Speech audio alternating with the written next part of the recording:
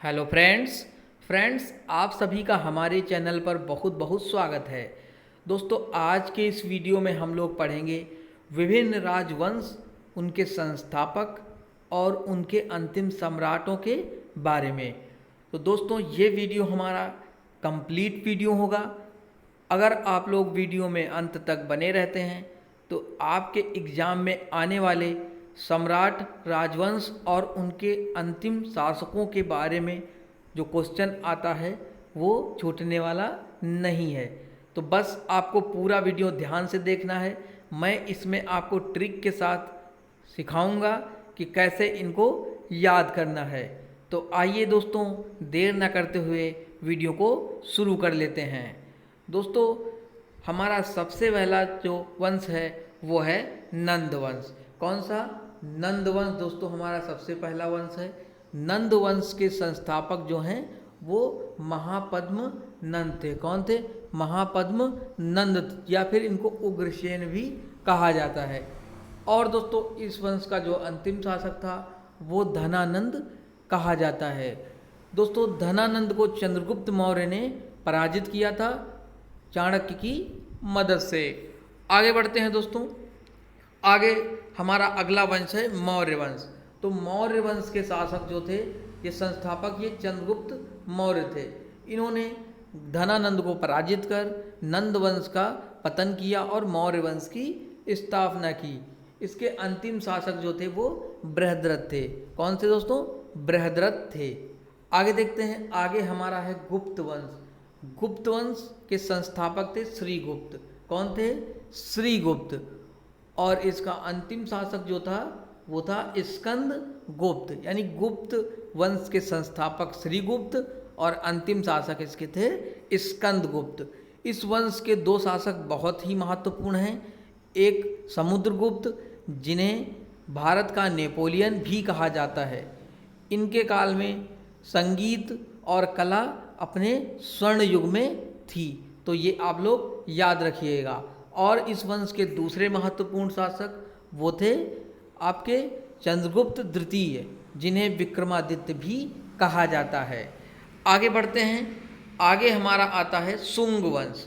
तो शुंग वंश जो है, इस वंश के संस्थापक थे पुष्यमित्र शुंग। ये पुष्यमित्र शुंग जो है ये गुप्त वंश के संस्थापक, जो अंतिम शासक थे गुप्त वंश के, स्कंद गुप्त के राज्य में इनके सेनापति थे। इन्होंने स्कंद गुप्त की हत्या कर दी और पुष्यमित्र शुंग ने, किसने? पुष्यमित्र शुंग ने स्कंद गुप्त की हत्या कर दी और शुंग वंश की स्थापना की। उसके बाद इस वंश का अंतिम शासक बना देवभूमि। कौन सा? देवभूमि इस वंश का अंतिम शासक बना। अगला वंश देखते हैं हमारा सतवाहन। कौन सा? सतवाहन वंश। इस वंश के संस्थापक सिमुक थे। इस वंश के संस्थापक कौन थे? वो सिमुक थे। और इस वंश का अंतिम शासक यज्ञ सतकर्णी था। कौन सा? अंतिम शासक जो था वो था यज्ञ सातकर्णी। आगे देखते हैं दोस्तों। आगे हमारा है वातापी के चालुक्य वंश। कहाँ के? वातापी के चालुक्य वंश। ये क्वेश्चन जो मैं आप लोगों को करा रहा हूँ, ये आपके एग्ज़ाम में एक क्वेश्चन जरूर आ जाता है। ये आपका हिस्ट्री के पार्ट में एक क्वेश्चन आपको अवश्य देखने को मिलता है। तो पूरे वीडियो को ध्यान से ज़रूर देखिएगा। आपका आज के बाद कोई भी एग्ज़ाम में क्वेश्चन इस टाइप का छूटने वाला नहीं है।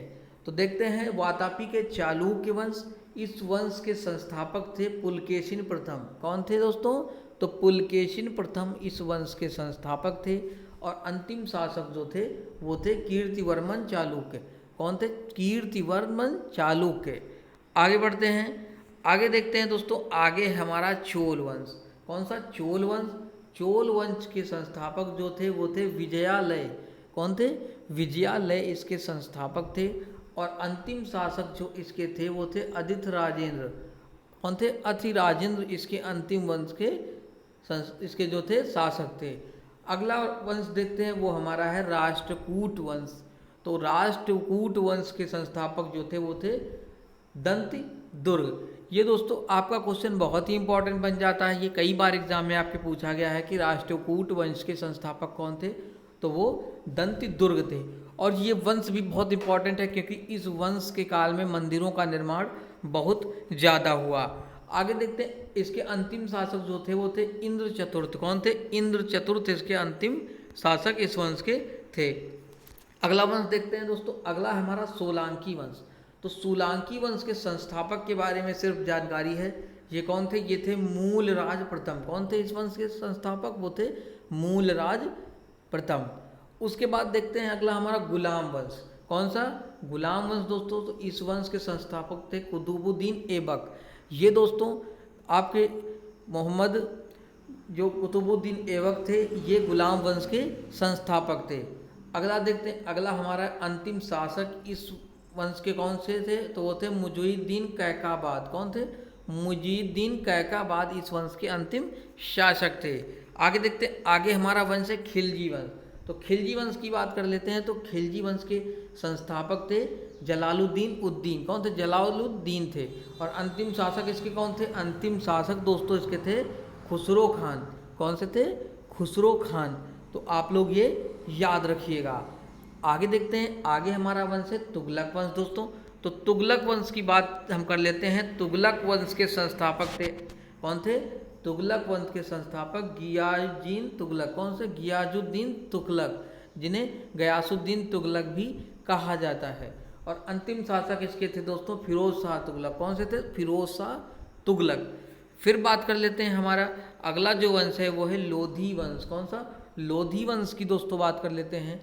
तो लोधी वंश के संस्थापक जो थे वो थे बहलोल लोधी। कौन से थे? बहलोल लोधी थे।